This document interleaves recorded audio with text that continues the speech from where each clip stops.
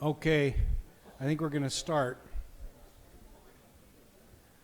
Got the greeting committee out with the people where they ought to be.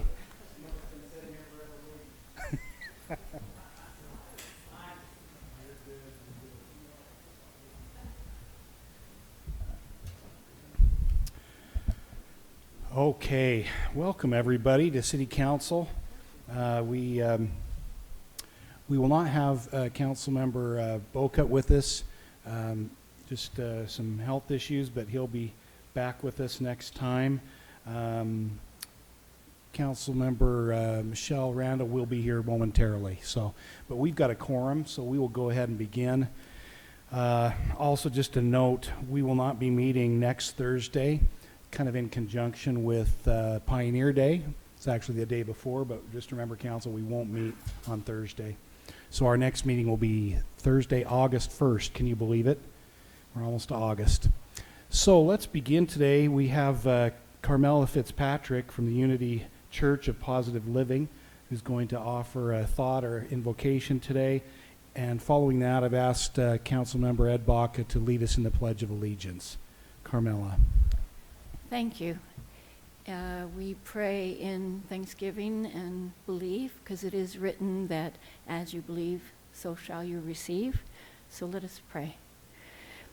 We thank you, Father, for Joe Bocut's healing, and we thank you for Sean Guzman's healing, and we thank you for anyone else in this room that has healing needs that aren't as obvious.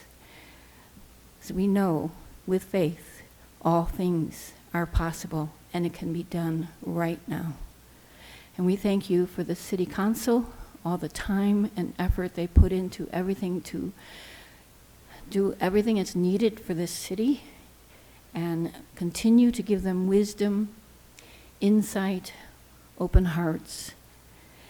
And I thank you, Father, for anyone who may voice any sort of contention today, that they be precise, to the point, so they can be understood, and then things can be settled. We thank you in the name of your Son, Jesus Christ. It is done. Thank you so much. Ed?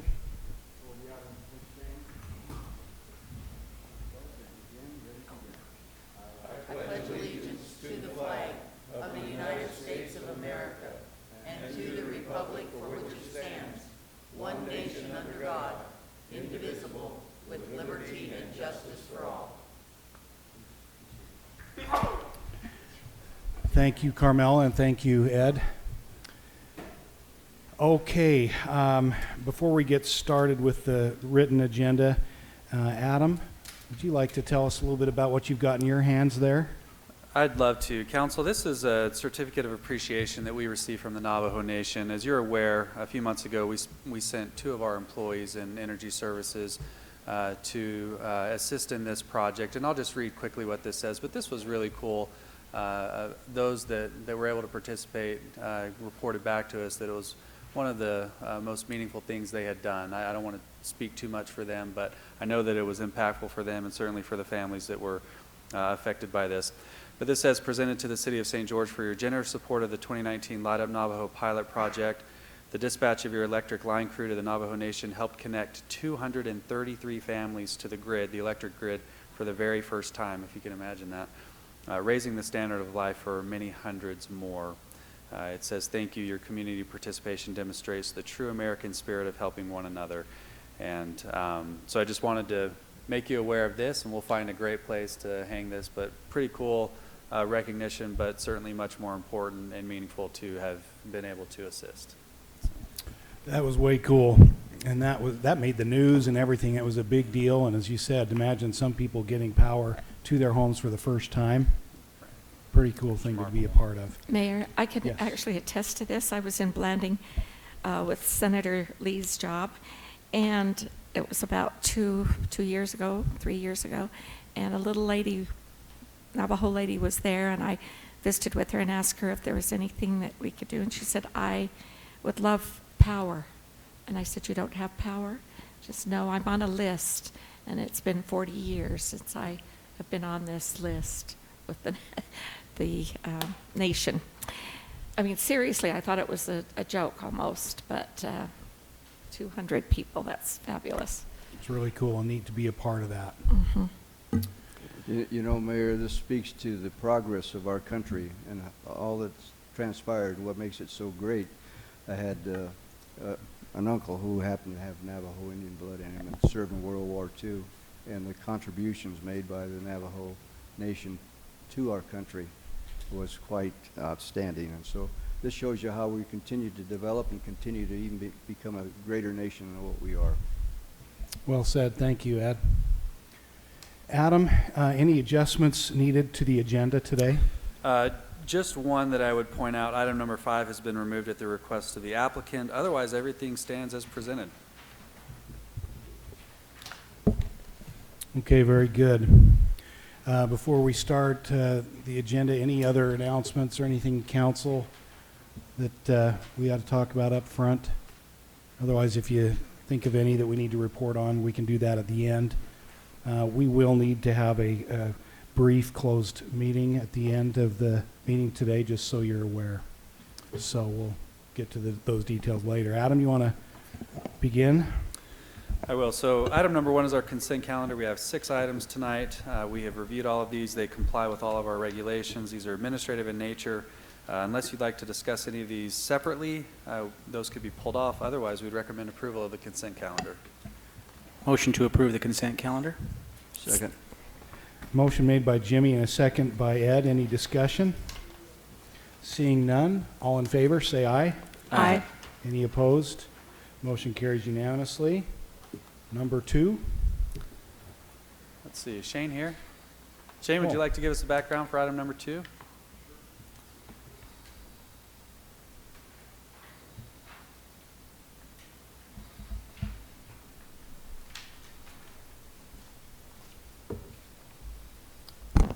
Yes, through the RAP tax, the City of St. George allocates each year anywhere from $250,000 to $270,000 in grants that are awarded through the City Council upon the recommendation of the Arts Commission for the City of St. George.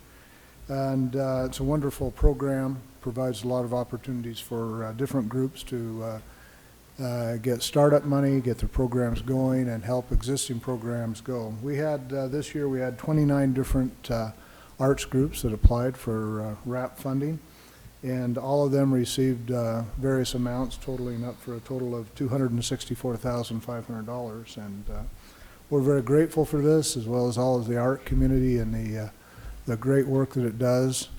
I've told people all over the place that I've never been in a community with as much art as what St. George has. So we would respectfully ask that you make this allocation to these 29 groups.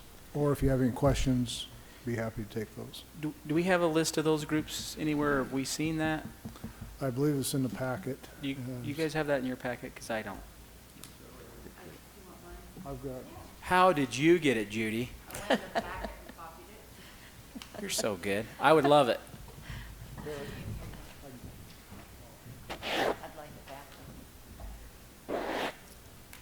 Mayor Pro Tem, I would just like to say, as a member of the St. George Art Commission, that it is amazing to see the growth in these groups that have been applying for and receiving money for the past 4 years. We're in the 4th year of our RAP tenure. We have 10 years, and the things that it's providing for and the growth of the individual and the groups in these particular areas of art is amazing. Agreed. Did you get a look at that list? Yeah, and I that's what I was just curious. A lot of these we're familiar with. I think actually most of them we've seen before, so I'm just curious. I wanted to make sure I saw that. So. There's a few startups, and the idea is to give them a little startup money so that they can begin to grow. But we have some unique art, like a puppet theater that is performing out and about, a children's opera, an adult opera that is outstanding. If we are able to nurse that opera company and actually be able to produce an opera here in this town from this RAP tax money, that will be a huge coup, huge, huge. And so we're very excited about the things that it is providing, the money is providing. Well, and council, as you know, we talked about this last year and really kind of the year before as well. There are 5 or 6 on there that really have high volume attendance, for And example. longevity. And longevity. We've chosen to basically separate those at really our request, the 6 of us, to have kind of a planned on amount that helps them be able to budget and so forth, because one of the things we learned in our previous feasibility study that we did was this is one way we can help strengthen our arts groups and help kind of buoy them up and help them become anchors in the arts community. And so that's part of the rationale. You'll see them there. You can tell because the amounts are bigger, and so we sort of say this is set aside for that, for those groups, and the rest is set aside for the Arts Commission to basically determine the amounts based on the grants they write. And the applications are extensive, aren't they, Shane? They are. And Betty? I've been in on those previously to RAP tax, but it's a lot of work, and then there's follow-up, right? There's a reconciliation that's done. So anyway. And this year we're asking, last year we did as well, but this year even more so, that they analyze and give us a report of how many people come, of what they're able to do as far as attracting an audience and growing an audience and educating their audiences. And so that's only going to help. Sorry. Yeah. Any questions? Jimmy, Ed, think- Michelle? I know Betty puts a lot of work into this too, and that she's kind of part of this, so I'm really good with it. She's level-headed, and I like the way she thinks. So. Yeah. And Judy, you're okay with it? Ed? Mayor, I have citizens ask me to inquire about how we support Tuacahn, and it's part of the ongoing efforts. I know it's part of the tourism needs and the arts. I didn't see their name on this list. It's because we have a separate line item for them, and so it could be listed here, but it's not, because we basically made that decision, which of course we could change if we had to, but they're awarded $25,000 a year. Okay. So similar to these other large groups. Thank you. We kind of made a separate agreement with them. We did. If I recall. That's correct. Yeah. It was, I think we did it in the. Before the RAP tax was even passed, I think, wasn't it? I think It was in conjunction About with it.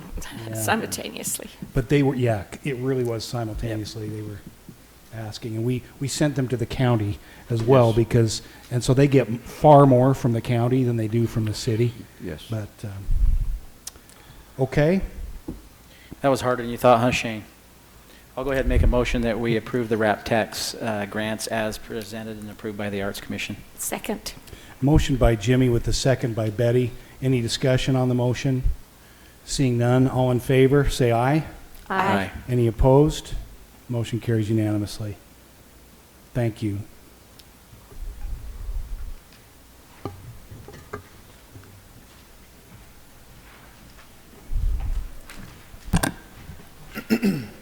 It's good timing, Rod and Rebecca. We're on item number 3, are we not? Correct. Yes. Oh, okay, Rod made it, great. Mayor and City Council, item number 3 on the agenda is to consider the sale of city-owned property in the St. George Industrial Park to the Dixie Development Corporation. The property, approximately 3.32 acres, sits right behind the 440 North Industrial Road parcel. It's adjacent to the property that of the buyer in this case. The purchase amount is $362,500. Staff recommends approval.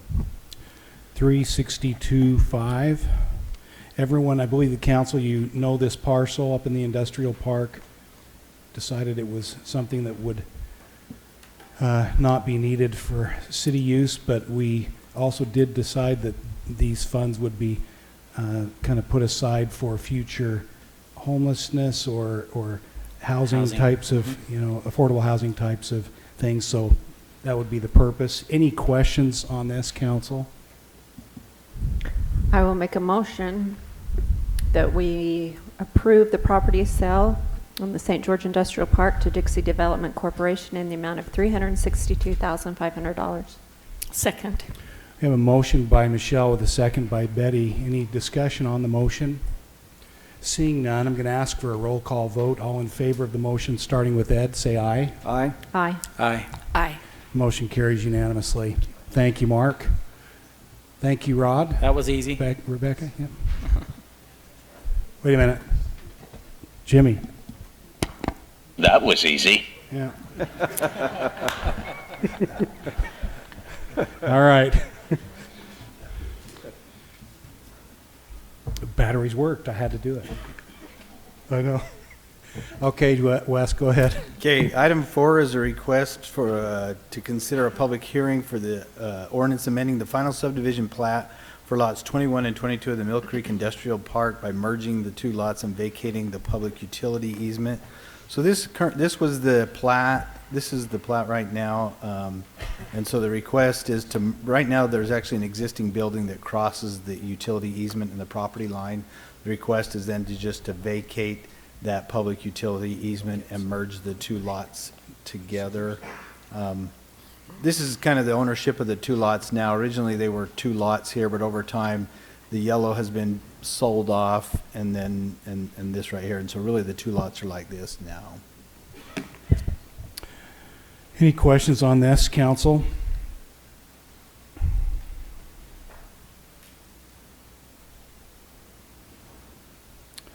If not, then I will open the public hearing for any who may have come to express input or ask questions about this item number 4 on our agenda.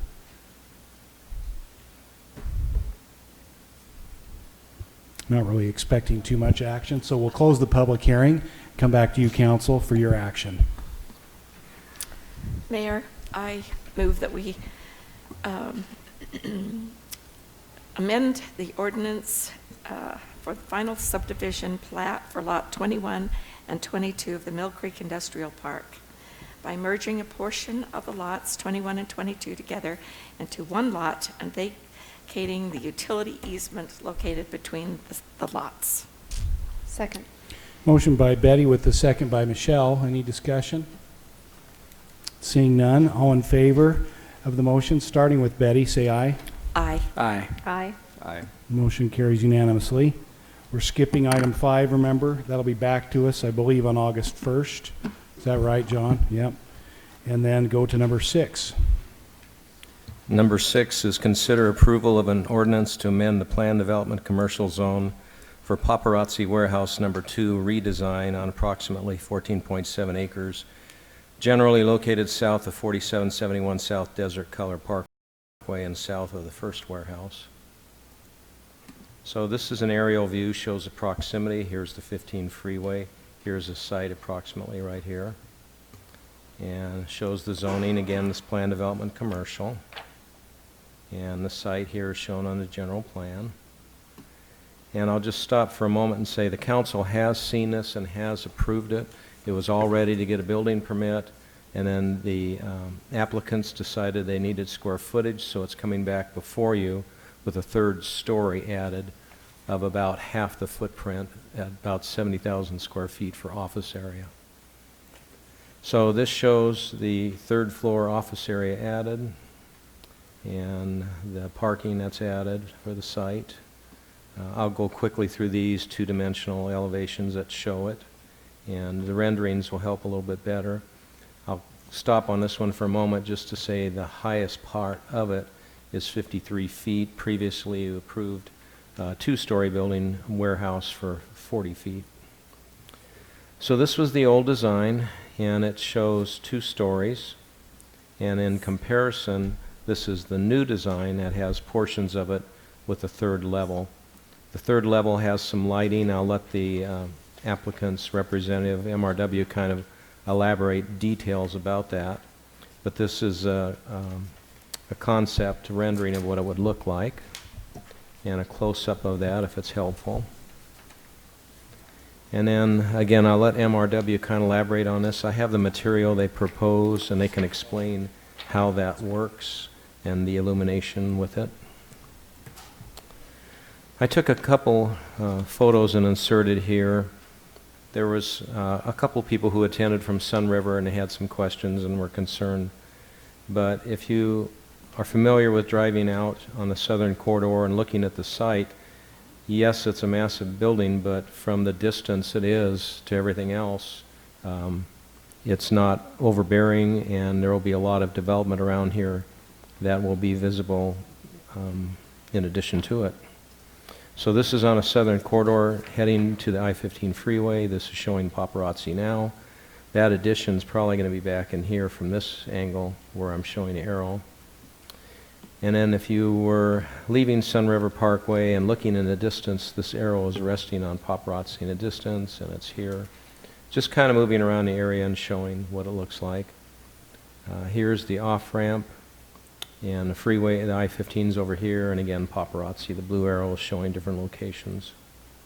Just to keep it in perspective, and in the new Kenworth building right here. So the Planning Commission does recommend approval. Site plan and details as presented. They recommend, conditional upon lighting in the PD, that the magenta color be treated as a subdued accent color, and as represented in the pictures, and not be obtrusive, and work with city staff to make it look like the picture representations. Planning Commission recommends, number 3, need lighting control to dim the light. Number 4, there be legal recorded perpetual access to public street for this lot, the business and all its parkings, and that's a detail that would be worked out with the city attorney's office. Number 5, need a solution acceptable city regarding combining the buildings and lots for this project. Again, a legal issue that we feel can be accomplished, but we want to make sure that we acknowledge it. So again, this has been approved, but they've added this 3rd floor. Apparently they're doing such good business, they're growing at an unprecedented rate, and even though they're ready to do a permit, they stopped it and came back to revise it. Basically, that concludes staff's comments.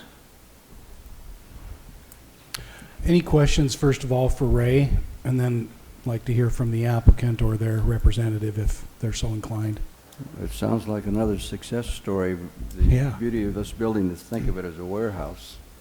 But I also noticed off the corridor, we still show that sign, Astragalus. Did we ever change that? Astragalus. Astragalus, since we changed the name. My understanding And is that's it's going to still- be changed, but it hasn't yet, and I was driving out from Desert Canyons today, looking at the sign, thinking about that. That's still there, so. Yeah, it's been a while since we changed that. We'll remind our state friends.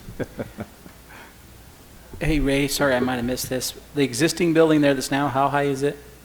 40, was it? Well, when I said 40 feet, it was, That was the original design of this building. this but the this existing one was building, 40 feet. the one that's already there. Well, no, this is the old design Of for this warehouse number 2. With the building that's already there on site right now. I don't have that dimension here. I can look it up, but that would be over to this side. We don't know how tall it is. MRW might have that figure. I'm He's not got sure. it. He's nodding his head. I'm sure he knows. But again, if you compare the the 2-story that you approved to the 3-story, kind of see the difference. Okay. Any other questions for Ray? Okay. Jeff?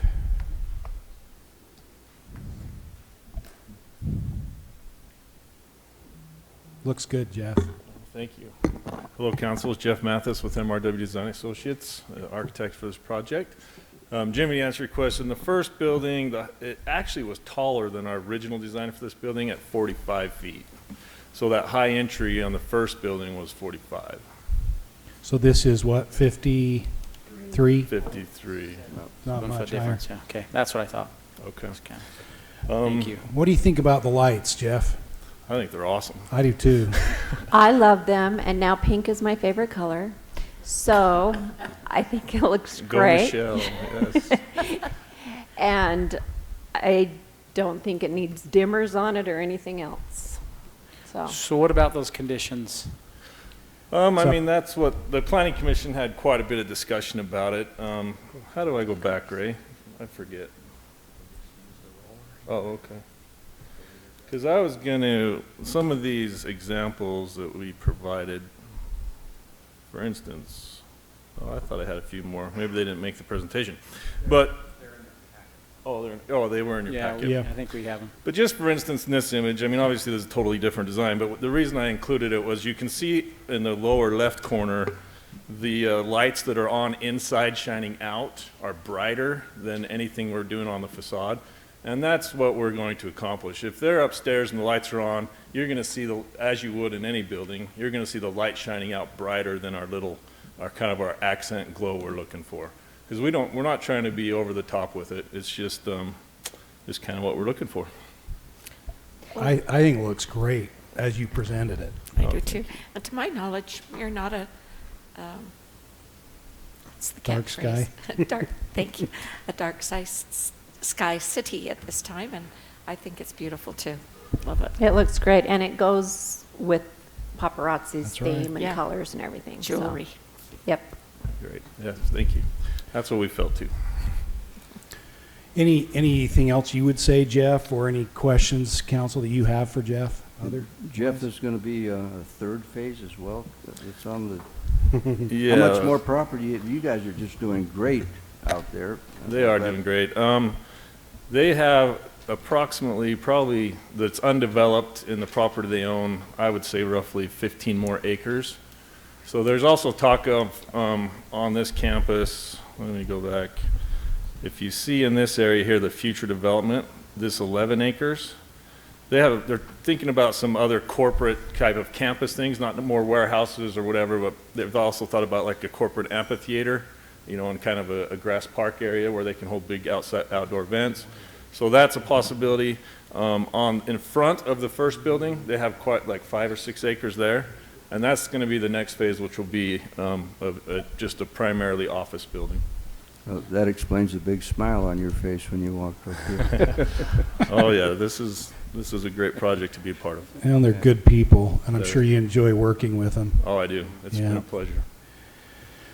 Well, council, as we look at this, as you consider your action, I think staff put on there, and maybe you could put back up on there the conditions, Ray, that were proposed by the Planning Commission.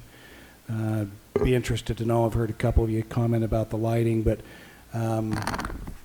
site plan and details as presented, conditional upon lighting in the PD, that the magenta color be treated as a subdued accent color. I think the way it was presented, it's already subdued enough. So I would disagree personally with that condition by the Planning Commission. Need lighting control to dim the light. I don't know, that's up to you if you want to do that. Does that kind of lighting typically have dimmer ability, Jeff? And is that an undue hardship, or would they want to do that anyway? It has controls. With these LEDs these days, you can make them any color you want. Yeah, yep. And so there's, as well as changing the hue, we can adjust the brightness, and we Yeah. will work on that, because like I said, we're not trying to overpower anything. Yeah. So do you have a problem with these recommendations? No, not really. I mean, it's part of what we're trying to do. They will be a subdued accent color, and they'll have lighting controls anyway, really. So, I mean, either way, we're going to work on that. Yeah. I'd like to strike number 3, though, just that they may have to dim them, or what? 2 or 3? 3 that need. I think that- they're going to have that you need to dim the light, the control to dim it, but I think they're going to have the controller anyway. Yeah. So Right, I but think I- number 2 might actually be the one that, because it's saying they want it to be treated as a subdued accent color. And that's how he's treating it anyways. Exactly. just 2 and 3. I don't even know what that means. Okay. Yeah, Jeff, I know- Subdued accent. So, accent. so do you want to make that in a motion? Yes. Jeff, I noted that in the vacated examples here, it looks like a lake out in front of one of these buildings on the landscaping. We're discussing a lot on the building and the lighting and all that stuff. How's the landscaping going to be? It looks like a resort more than a warehouse to me. Sounds great. That was just an image. Yeah, use the mic. Yeah, Ed, this was an image solely representing what the wire mesh screen would look like. It's all going to be just like we did in the first one. It'll be desert landscape, no grass, no ponds. You know, we're making a warehouse look really great, but we're not going to kill it on the landscape. Sounds great. Well, Mayor, I would like to move that we approve the ordinance amending the PDR Plan Development Residential for Silver Hawk. Commercial. Excuse me. And it's in A zone for Paparazzi Warehouse Number 2, redesign on approximately 14.7 acres, generally located south of 4771 South Desert Color Parkway and south of the first warehouse. So we are considering an ordinance to amend the PD Plan Development. your motion is to approve it, and with the With- Planning Commission's recommendations, accept. To number 2 and number 3. We have a motion by Betty, Second. have a second by Ed. Any discussion? All in favor, starting with Ed, say aye. Aye. Aye. Aye. Aye. Motion carries unanimously. Thank you, and please give our regards to the owners. I will, thank you. Yep. I thought they'd be here tonight. It's okay. Our regards to Broadway. Our regards to Broadway. There we go. What a beautiful building, isn't it? I think it's great.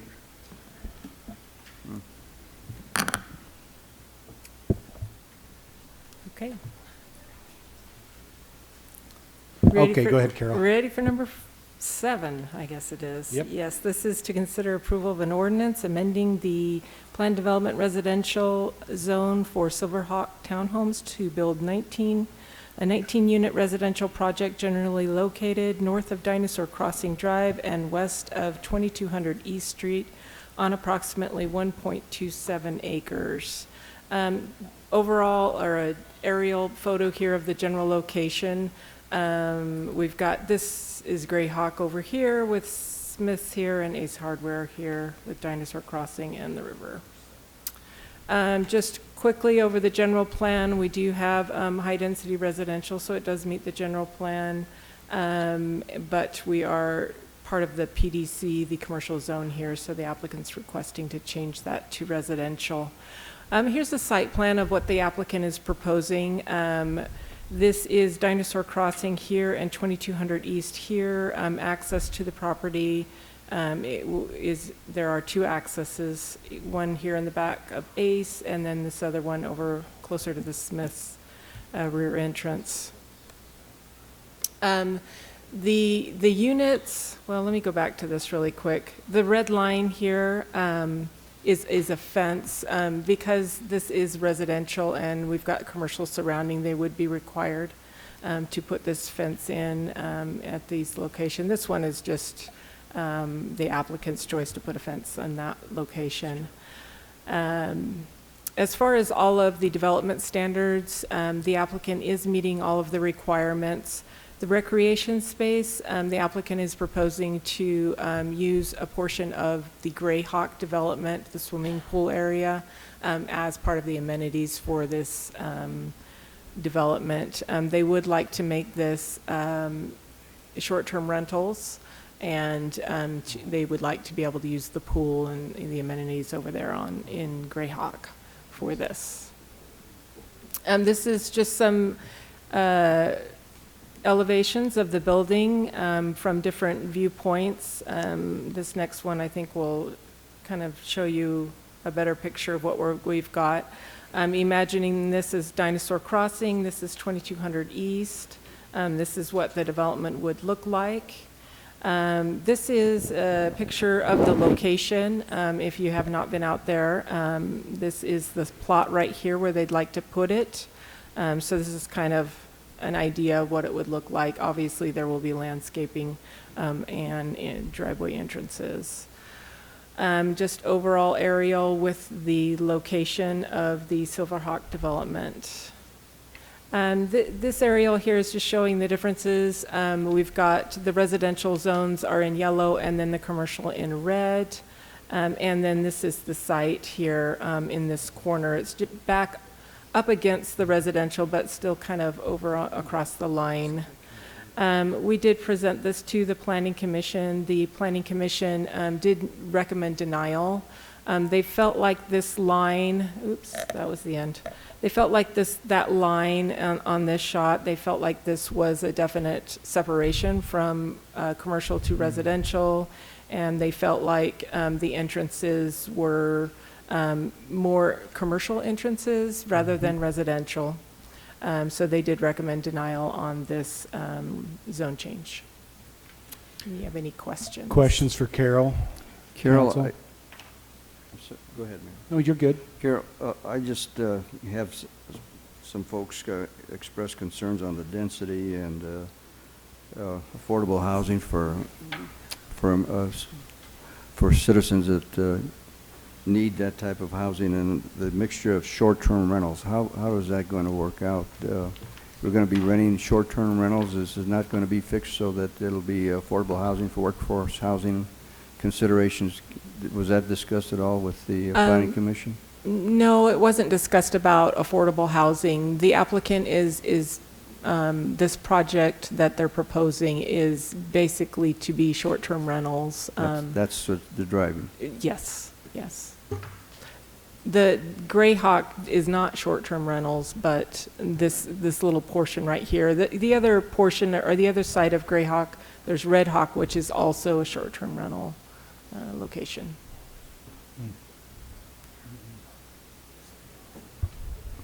Oh, The option. right. Yeah, I should mention that. They have that option. They don't have to do that. Whether or not the pricing will be in the affordable range, I'm not sure, but they are requesting that option to do short-term rentals. Council, any other questions? I don't like where it sits in the commercial district right there for apartments, whether it's to be purchased or rented or whatever. I think it's a really silly location. It seems more that a office building would be better in that commercial zone right there. It's just my 2 cents. Is the applicant here, and would they want to say anything? Welcome to, if you'd like, for a moment. And then we can get some, maybe if the council has any questions for you, we could do that. Yeah. I'm Nick Mason with Bach Homes, the developer, potential developer on this. First of all, to address the nightly rentals, that's not the driving factor on this. If there were no nightly rentals, we'd probably proceed as well. I mean, we've got the nightly rentals over on Red Hawk, and we feel there's only so many that can, that the market can handle. I guess if the market needed more and it was something that the community needed, then maybe it would go that way. But I just don't want it represented as the driving factor here. Okay. So with Planning Commission, I just want to give a background of what happened. We initially came to the Planning Commission, and it was a split vote. It was I believe it was 4-4 or 3-3. I can't remember how many people were there. We then decided that it would make sense to table it and to do it again because we didn't know if that we would be able to come to a consensus. And so, and it was discussed that we'd be able to address some of the concerns that the commissioners had. We did that and came back, and during that initial meeting, it was brought up the talk about, this should be a commercial site, not a residential site. One of the commissioners made the comment that, we shouldn't be telling developers what to do. If there's a developer willing to do something, then, and the demand is there, then we should not stop it. So when it came back, that exact commissioner flipped his vote, arguing the exact opposite of that. And so I guess what I'm trying to say there, and some of the negative votes flipped to positive, and so one of them did. And so I guess the point I'm making is that there was uncertainty of in the commissioners, and they, you know, they did change their mind and went back and forth, or maybe not back and forth, but that did flip on some of it. And so the point I'm making is that it was perhaps what's on record as the votes is not exactly the sentiment, at least in that first meeting. But to speak more about the idea that commercial is better there, I disagree with it. I'm sorry, I just clicked on that screen. I disagree with that. I mean, the developer that owns it right now, Woodbury, as you guys know, has developed a lot in this town for 20 plus years. They're one of the bigger commercial developers in the state, and they're not willing to take the risk and develop it as commercial. They have not been able to sell it to anyone as commercial, and through that process, we came in touch with each other, and we said, you know, this is probably a better residential site. They say today that they made a mistake zoning it commercial, but you know, it is what it is. And so, you know, Bach Homes, here in town, we've probably built about 400 apartment units with Greyhawk and Falls at Mesa Point. We build about 150 homes a year. We own about 4,000 apartment units in 5 different states. We manage them. You know, and so we build a product and a community and atmosphere that we're willing to live with. We're not builders that typically buy, develop, and then sell. We keep them and manage them ourselves. And so, you know, I think we have a good idea on what is a good spot for residential. We have a lot of opportunities out there right now, and you know, we're choosing to do this, you know, and I think a lot of it makes sense with Greyhawk next door. We're able to share those amenities, and you know, a lot of these pictures show the perspective of Silverhawk with the commercial development behind it. But if you look the other direction, it really is what that perspective shows as more of an addition to Greyhawk.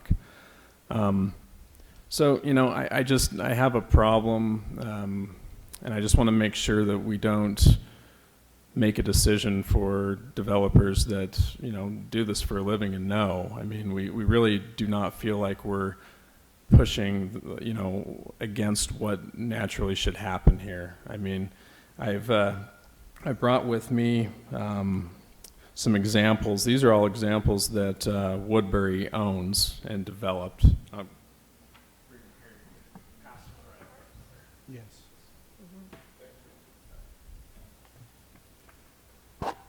So these are various pieces of remainder parcels within Woodbury developments with anchor tenants like Walmart, Target is in there, and these are pieces that have sat vacant for 20 plus years. One of them or 2 of them also is being rezoned to residential right now.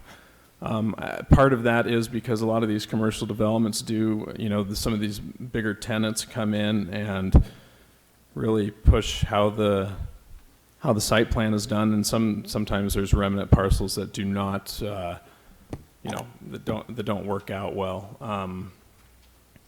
And so, you know, and there isn't a trend of combining commercial with residential. I know this is not maybe a typical mixed use deal, but this is not an unheard of thing. I mean, as you see in those examples, there's one being rezoned to commercial. Or sorry, from commercial to residential. And so, you know, we really feel like this will be a successful development. We would not be doing it if we didn't think so, and the Woodburys would not be trying to sell it to us if commercial could be successful there. The Woodburys also wrote a letter because they could not attend today. Did you guys receive that? Yep. Okay. You'll have And it kind of reiterates what I'm saying. You know, they know better, so I wanted them to put it in writing. But, you know, the other concern was the fact that there's trucks driving near there, you know, and I think that, you know, those trucks are driving by Greyhawk and through there anyway, and this, I don't know if this is any worse. I mean, we encounter trucks every day on the road, walking down the street, and you know, I understand the concern, but I also think that, you know, us as citizens can make decisions too based on what's around us. I know, I mean, with my kids, my family, I would not be concerned about it. They're not the type of kids that go running around all over the place. If they were, then I probably would take that into consideration when looking to rent here. But people can make those decisions. I don't think that that's a decision for us to make here. And I don't know.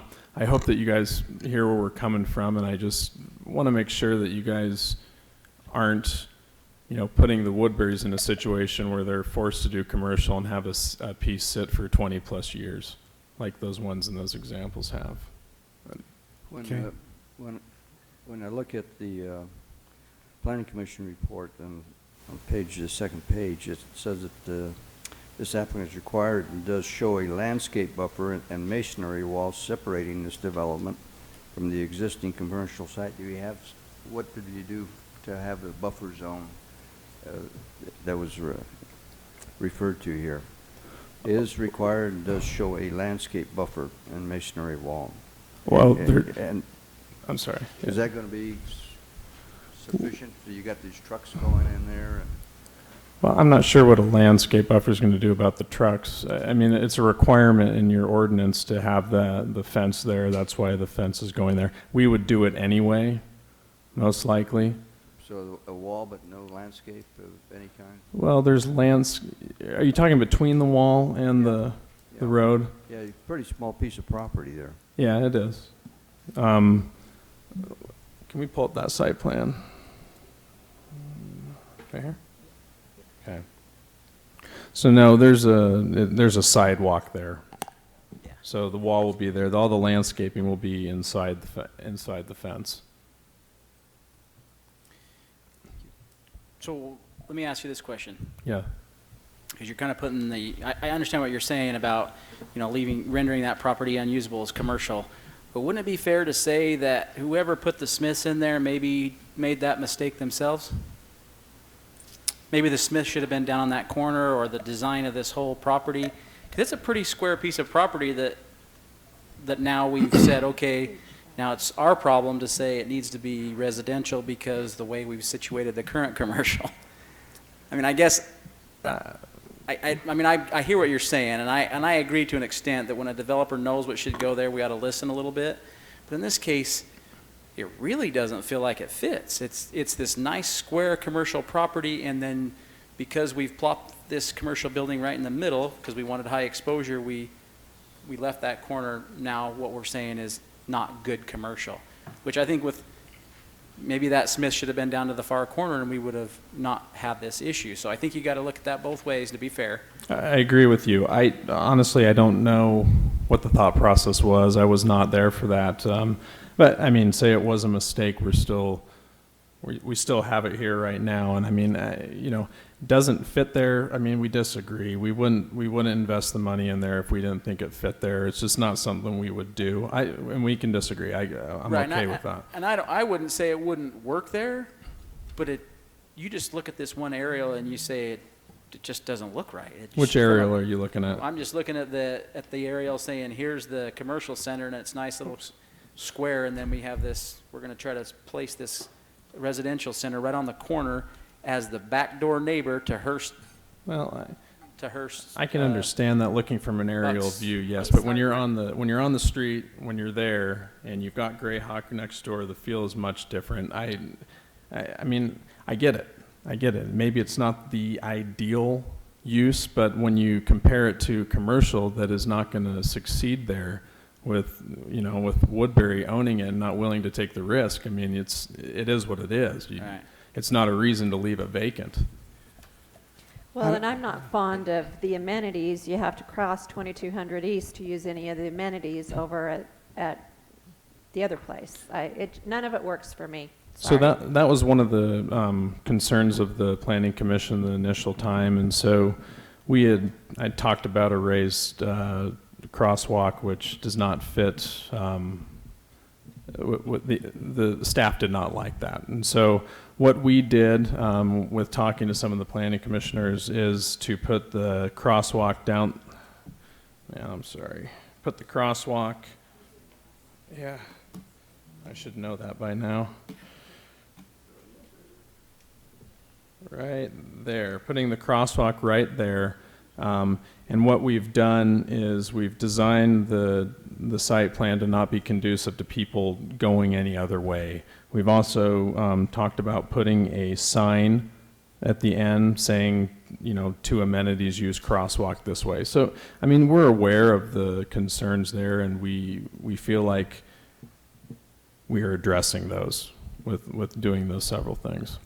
You know, I'm kind of thrown off a little bit. This proposal is to build 19 multi-family units, and that puts in my mind family homes that are situated, kids going to school, and then you have short-term rental. It seems to be how can we have short-term rentals, people going in and out, changing all the time, and still consider them a multi-family unit type of environment? It's not uncommon to have that. Maybe it's not common here. The ordinance here kind of restricts how nightly rentals can be, but you know, in Salt Lake City, other places, it's not an uncommon thing. I mean, people choose to rent there. They're going to be aware that there could be nightly rentals there.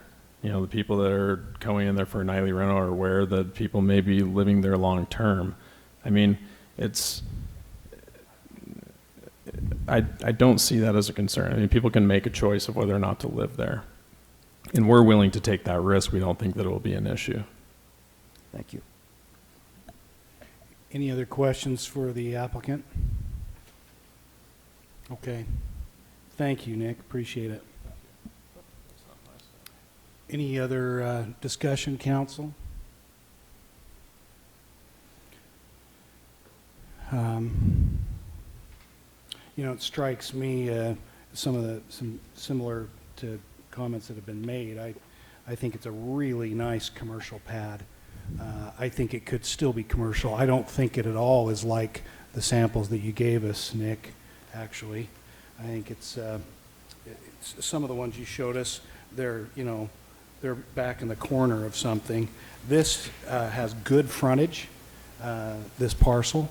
It has good frontage. We just installed a traffic signal just right a few feet from this, so I think there's lots of potential for either, as Michelle, you said, office potentially, or potentially still retail. So I think it would be an island for residential.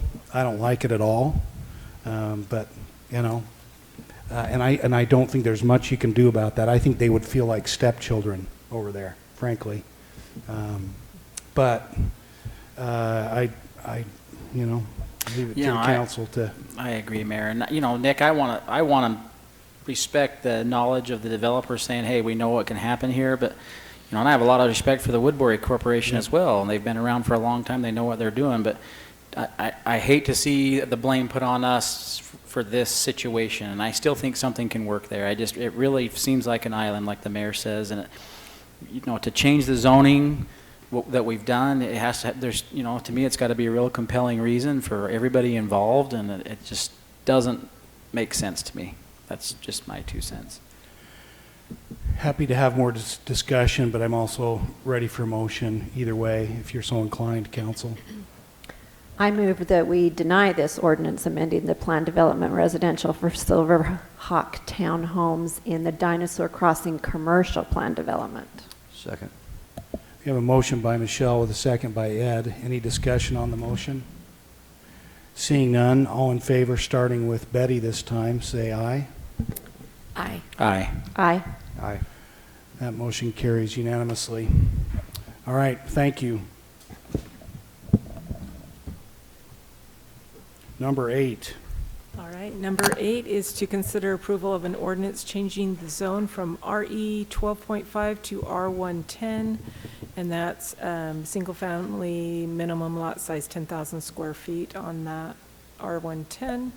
And the land size is about 0.44 acres, and it is located at approximately 1800 East and 1030 North. It's on the corner. This is the aerial of the location. This is the Middleton area. We've got Middleton Drive right here, and then 1800 East right here. It's actually one lot at this time. It shows that it is part of this RE 12.5 zone here. The applicant would like to turn it over to that R110. It is LDR on the general plan, which is adequate for the R110 zone. Here's kind of zooming in a little bit closer. It is one lot right now. The applicant would like to divide this lot into 2 lots and obviously get rid of this accessory structure here in the middle. Here's kind of a site plan of what they are proposing to do if this zone change passes. They'd like to make 2 R110 lots. Each lot would be above 10,000 square feet.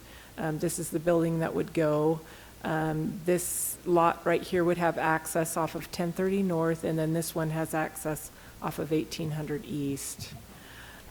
Just kind of a aerial picture of the lots that surround this area and the square footage. We do have all of these in the R110 that are comparable to these lot sizes.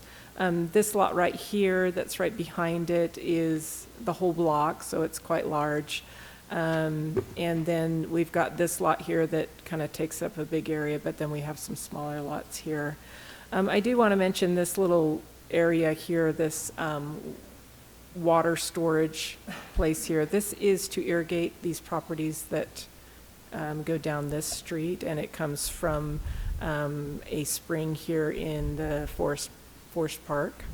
But none of this zone change or anything proposed here will do anything with this water storage. It'll just remain the same as it is. Who owns that water storage? This has been there for a very long time. It's kind of hard to find some information on it. There's a spigot. It starts from over here, and somehow it gets over here, but no one's quite sure where the pipes are or what they go through. But yeah, they've always had this irrigation, and then it just goes to irrigate these properties down here. So All right.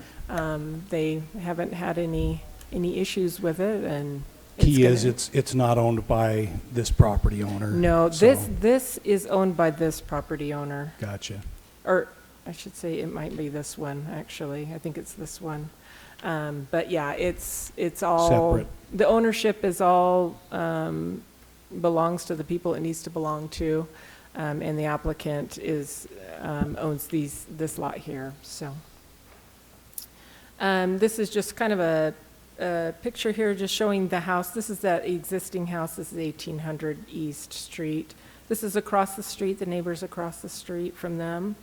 And then this is looking onto that back portion. Here's that water irrigation storage. It is, the property does kind of drop off. And then this is looking out from that lot. The property is vacant across the street from it at this time. And then here's a close-up. This was presented to the Planning Commission. They did recommend approval of this zone change. Felt it was appropriate for this area.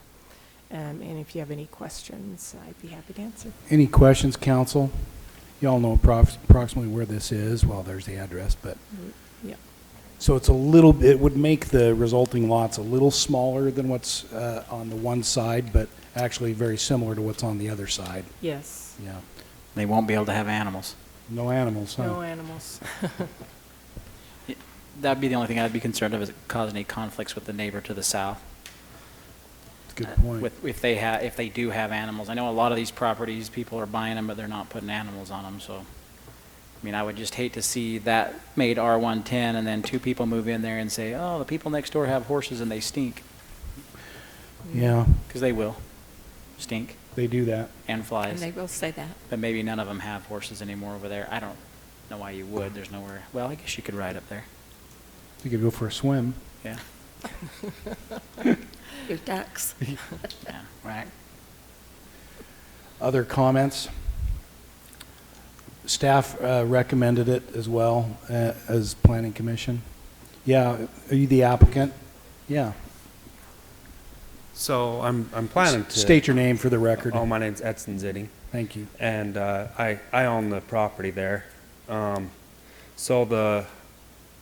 planning to build a little home there if it all works out. But The, The existing homestay?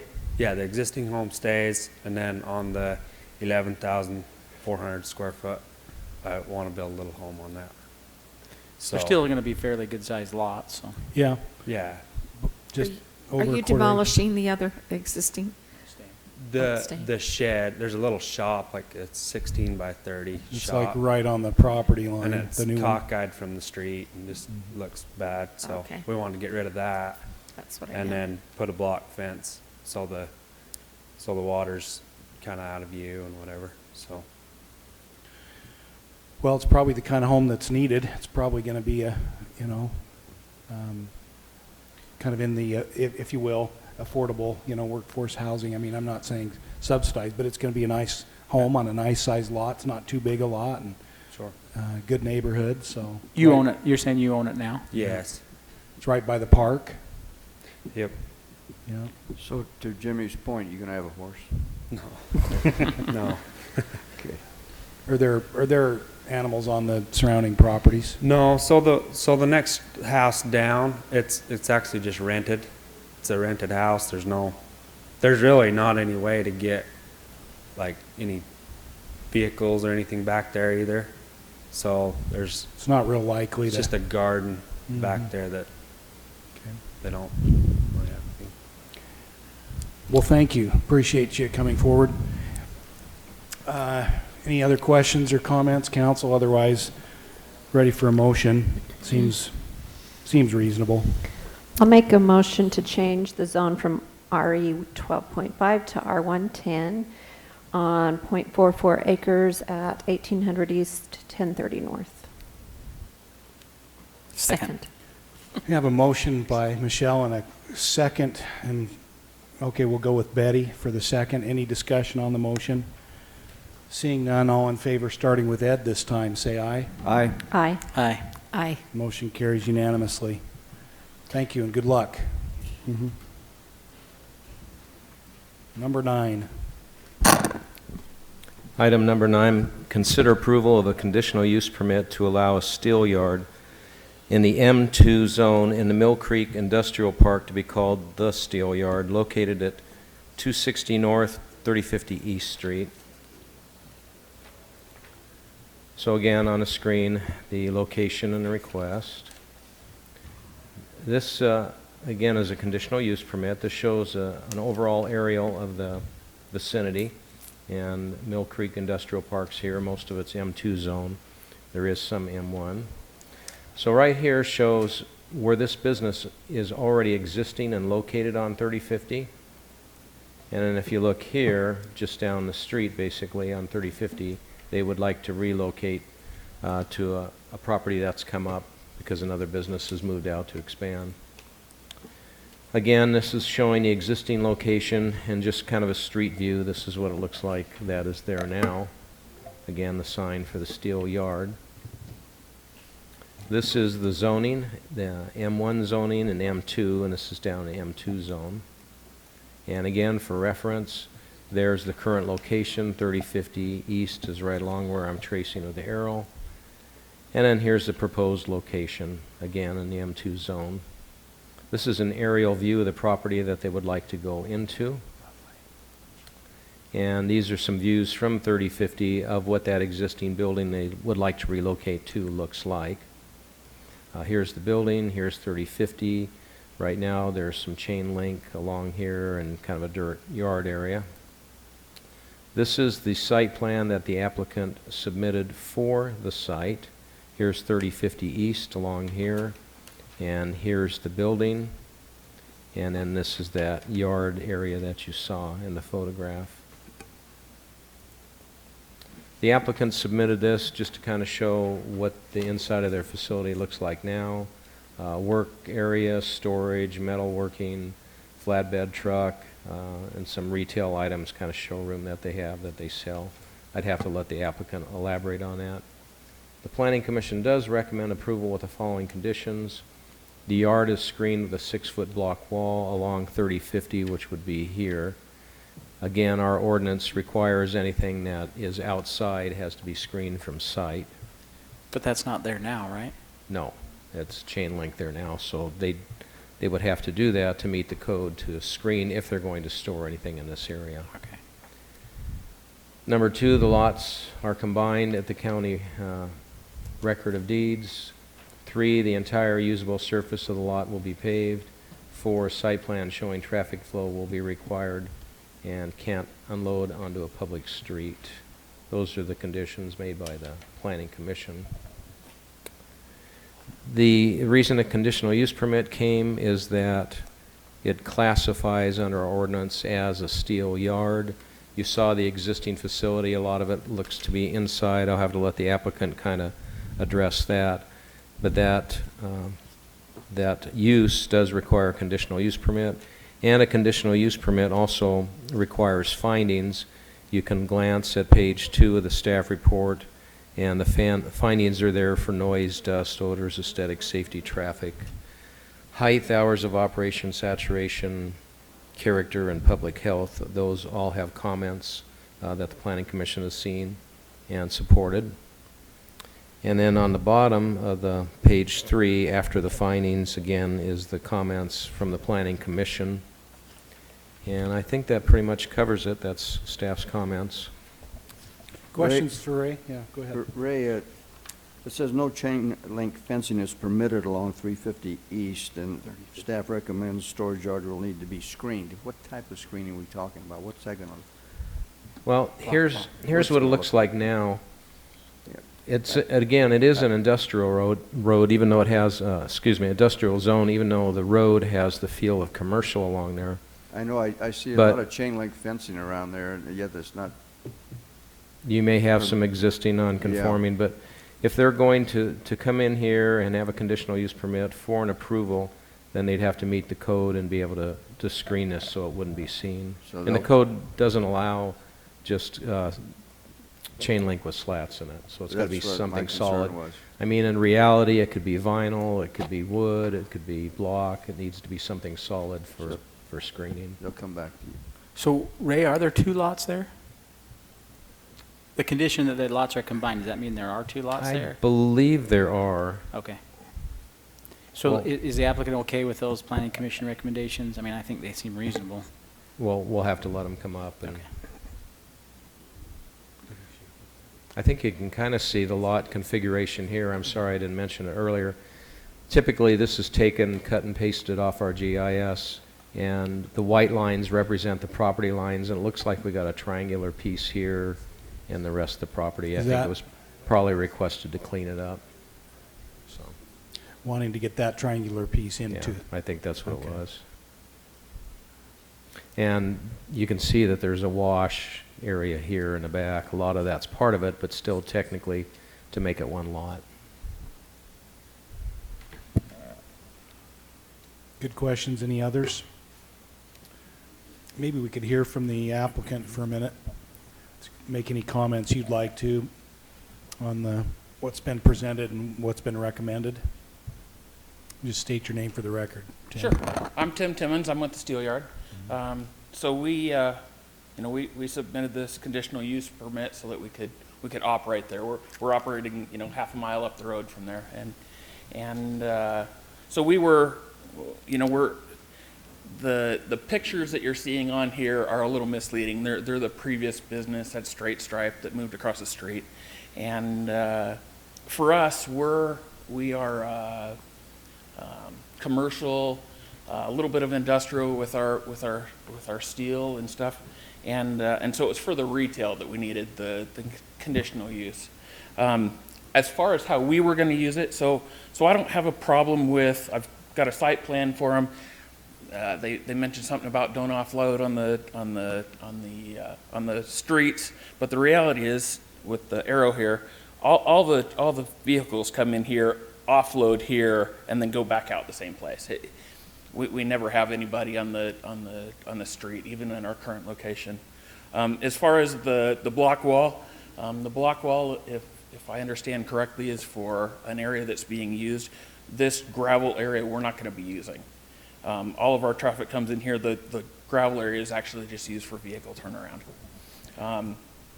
So we don't think that needs to be done. The other one is the lots being combined. We're in the process of getting the line readjusted to split these two lots in half, so that they're usable lots. Like I said, we're not going to use the second lot. That's a future thing. Short of that, as far as, like I said, the block we're not going to use. If you go a quarter mile down the road, there's the city with their big lot, and it's a big chain link fence. So. Whoa, we were already there. No, I'm just teasing. Awesome name, by the way, Tim Timmons. That's cool. Yeah, my folks had a sense of humor. So it's easy for me to remember. So what's your main business there? What do you do there? Just out of curiosity. So we're a steel distributor. We sell steel, and then in the front we have a lot of retail type stuff for building gates and fences and fabrication, and there's some artwork in there that we've done, that kind of thing. So when it says re-tinning, I'm not sure what that. Okay, all right. Yeah, just because that wasn't I'm mine. just curious. No, I was curious too, actually. Okay, so help us out here Yes, then, sir. staff, and what he's talking about on that. I mean, is that gonna? Well, we're talking about trying to keep those lots separate, and they're not going to use that. Do we still need to build the block wall, or if we're getting the conditional use permit? That's my understanding. The block wall is only if he's going to have outside storage in the screen. So if we approve this and they just get it approved and then start using it as outside storage, Then what happens? Yeah. And that's the ordinance. So we could go back to him and say, hey. Yeah, it's a condition, but it's actually an ordinance would already be in place regardless of the condition. Okay. So as long as they don't store stuff there in the meantime, then they'll be okay. And that's your intent? Tim? Yes, sir. So Yep. John, that gravelled area, they're not going to use parking, We're not going to park there, we're not going to use it. If you do use parking, it would have to be paved? That's correct. Any place where a vehicle is driving will have to be paved. That's correct. Yep. So will that meet the zoning out there to split those in the future or not? I'm not sure, because M2, I believe it's M2, which requires 40,000 square feet per lot. What's the size of the lot, do you know? And so I'm not sure, we haven't seen that application, and so we're not sure whether or not that would be Okay. But then you're okay with it under that premise that they're not using that if they don't have to do that?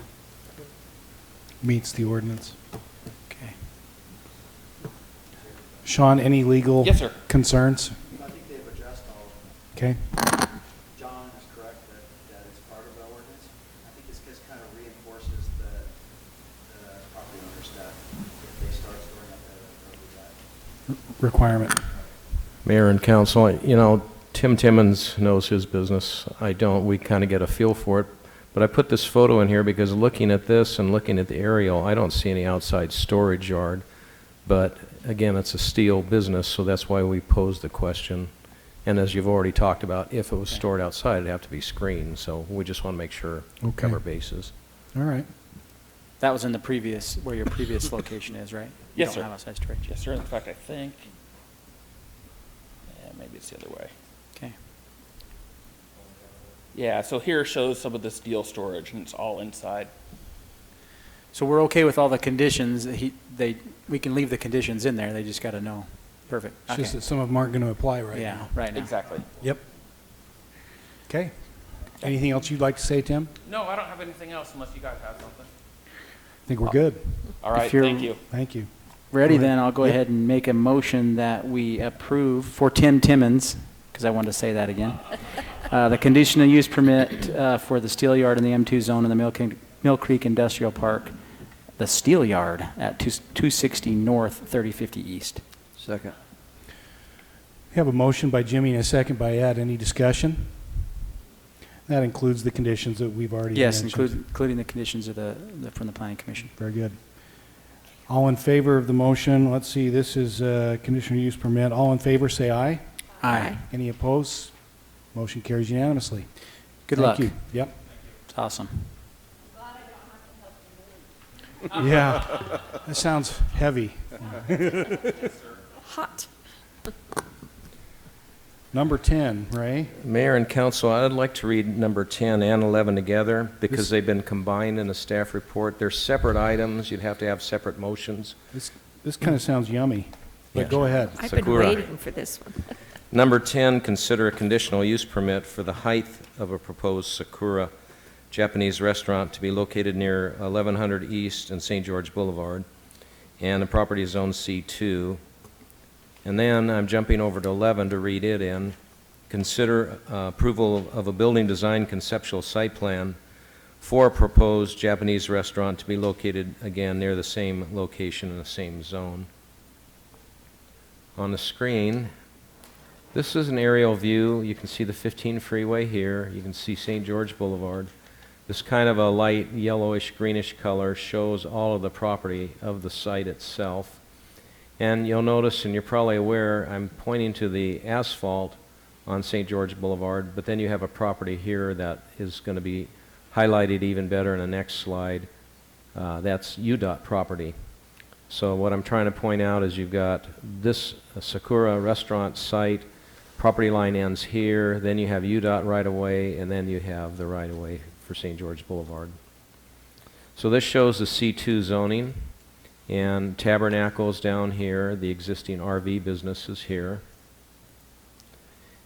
And here's the slide I was kind of talking about. Required when located less than 200 feet of the right-of-way of the I-15, in this case of freeway.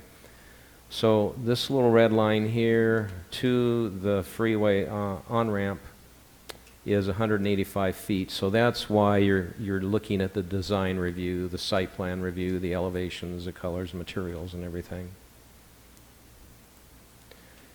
This is showing kind of a close-up of the site. You can see the parking spaces in there. It's a busy drawing, but there's a lot of information here.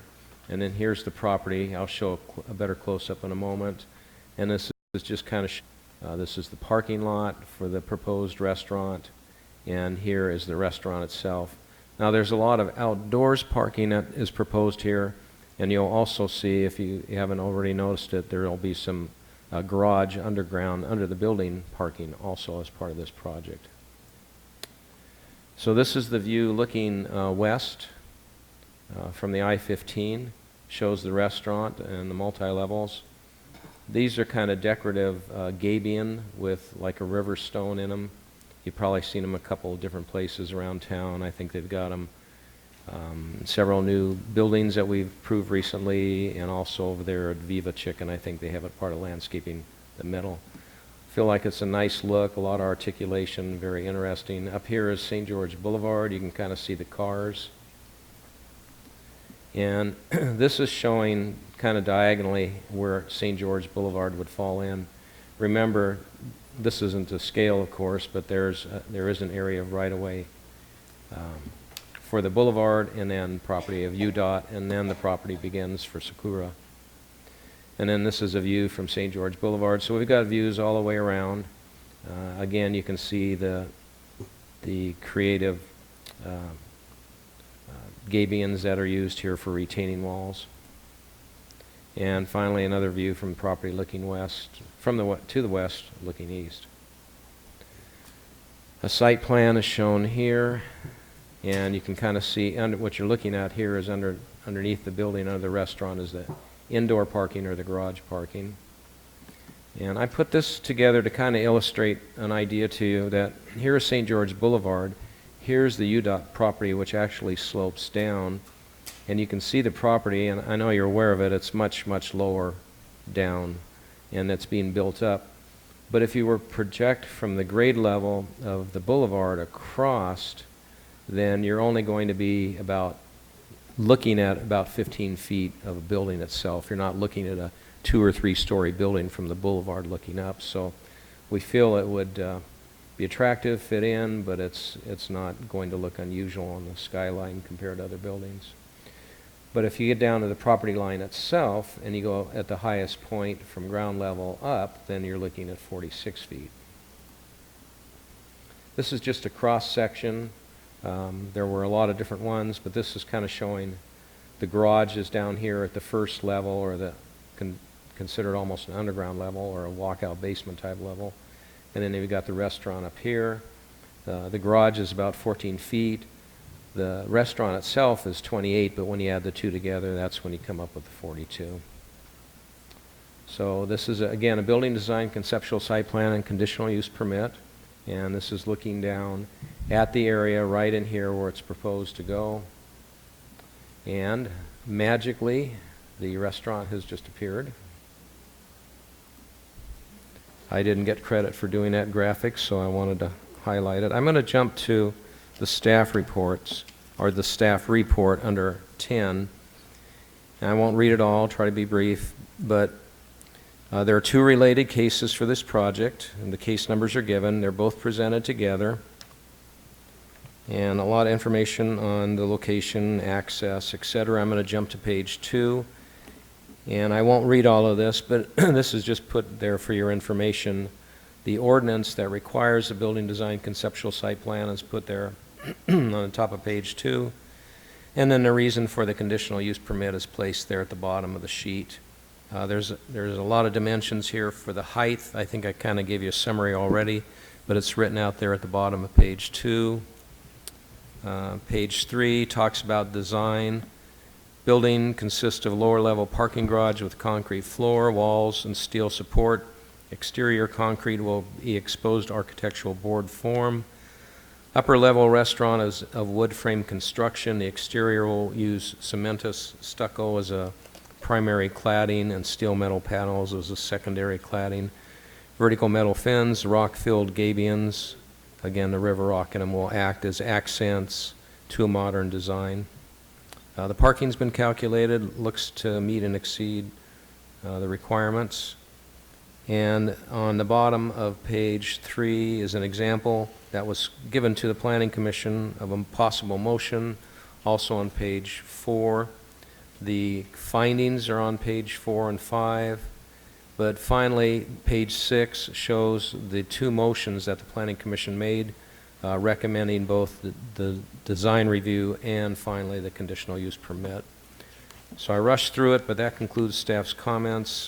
Planning Commission was very supportive of it, and staff has been too. Questions for Ray, council?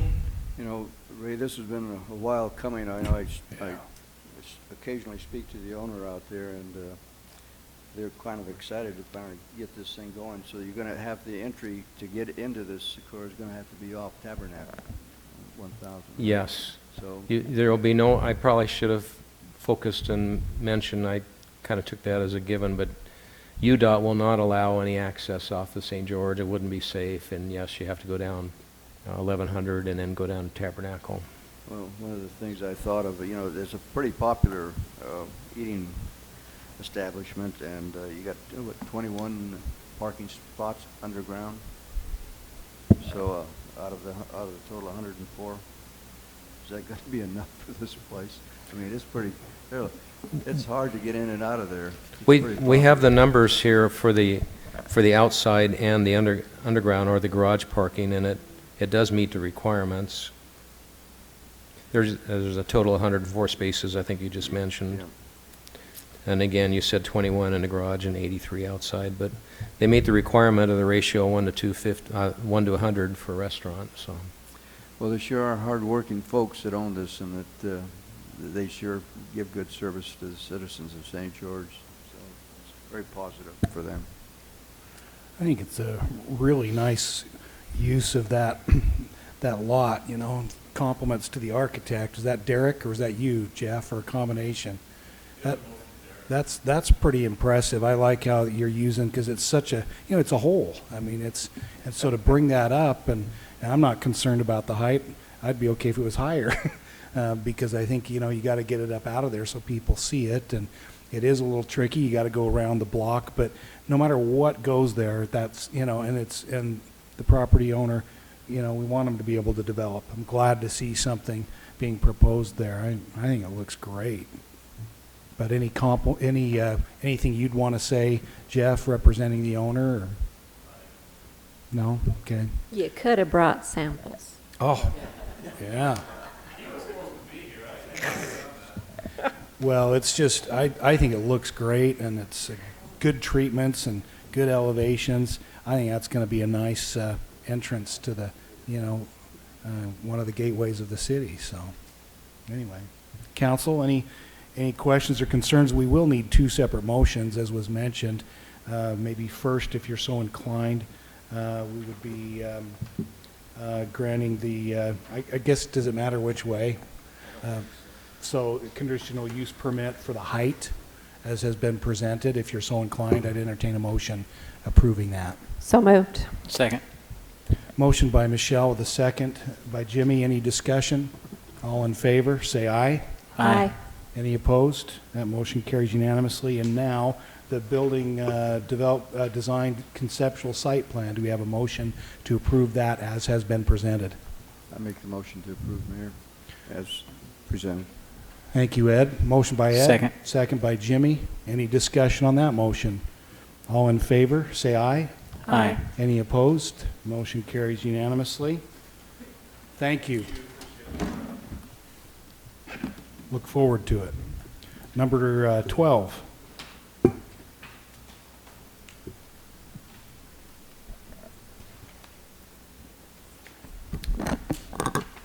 Okay, item 12 is to consider approval of a final subdivision plat for Aspen Estates Phase 8. It's a subdivision of a 14-lot residential subdivision located at 2890 South and 3210 East. So here's 3210 East, if you look in your vicinity map, right there.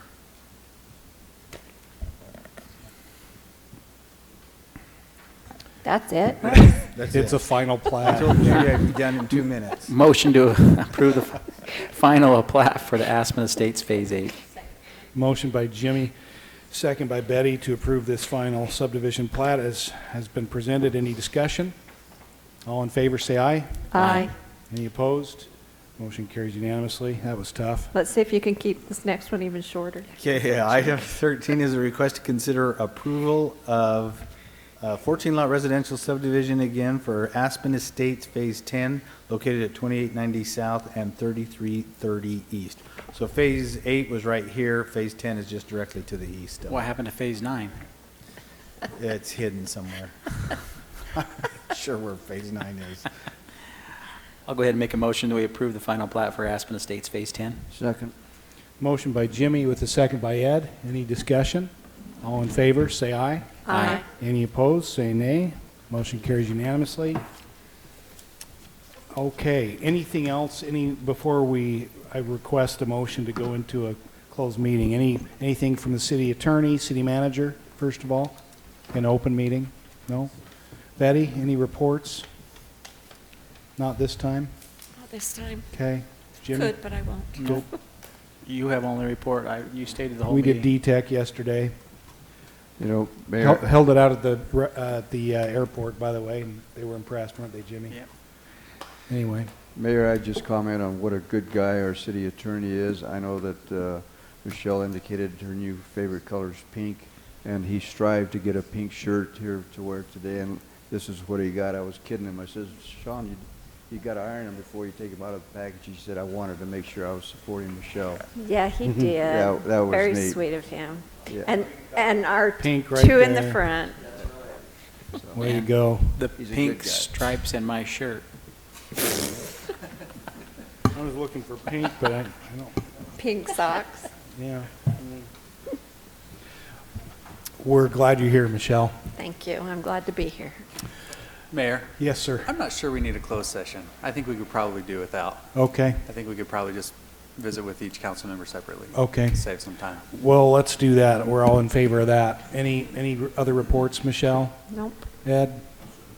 Entertain a motion to adjourn. So, second. Motion by Thanks, guys. Betty, second by Jimmy. All in favor, say aye. Aye. Any opposed, say nay. Motion carries unanimously. We're finished. We'll see you in 2 weeks.